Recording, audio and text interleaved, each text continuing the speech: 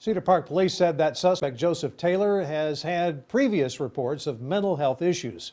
Today, KXAN investigator Aaron Cargile learned how much mental health training Cedar Park police officers undergo to deal with people in crisis. What do you do with a knife in your hand? Put the knife down. Take a look at this police training video with an actor showing two different approaches to a suspect in crisis holding a knife. There's a big difference between approach number one. You don't tell me what to do. I tell you what to do. I'm telling you don't come any closer. Don't come any closer to me!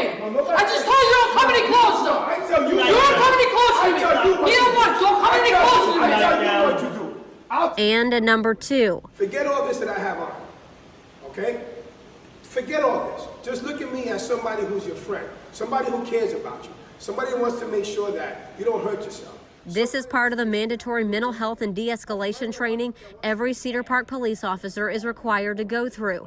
We were there for one of the department's first classes in 2017, which was created by the Police Executive Research Forum. And the number one principle was the sanctity of life, the value of life. It starts with officers trying to understand what a suspect in crisis is going through and then diffuse the situation through effective communication, which is exactly what Cedar Park police say they did when their skills were put to the test Sunday night. If we respond in anger, we're not going to get what we need, which is to calm him down or her down in any case and get them to see the light at the end of the tunnel so that no one else gets hurt.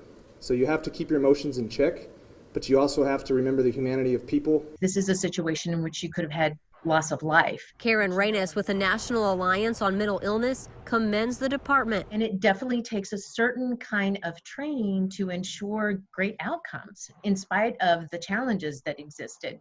And so, wow. So what a great outcome in spite of how the day started with police officers shot, and thank goodness that they're okay. As they recover, she also hopes the suspect and his family are able to find the help and recovery they need. Aaron Cargile, KXAN investigates. On top of the training class Aaron mentioned about 3 years ago, the department also started requiring every officer to become a certified mental health officer. That is not required by the state of Texas. There's also a mobile outreach team in Williamson County. They work with police, fire, and EMS to provide families in crisis with mental health services. While they were not part of last night's situation, they say their call volume has doubled during the pandemic. The team went on 160 calls in July of 2019.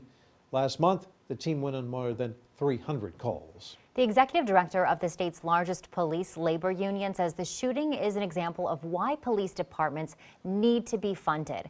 Charlie Wilkeson wrote in a tweet that Mayor Adler and Austin politicians reimagining policing should, quote, imagine 3 imaginary social workers dispatched to family violence in Cedar Park. He said it's going to be hard to de-escalate and heal violent criminals who have guns. Last week, Austin City Council approved a new budget. It transitions $150 million originally allocated for police into other areas over the next year. The plan involves canceling 3 APD cadet classes. Governor Greg Abbott also has criticized Austin's budget decision.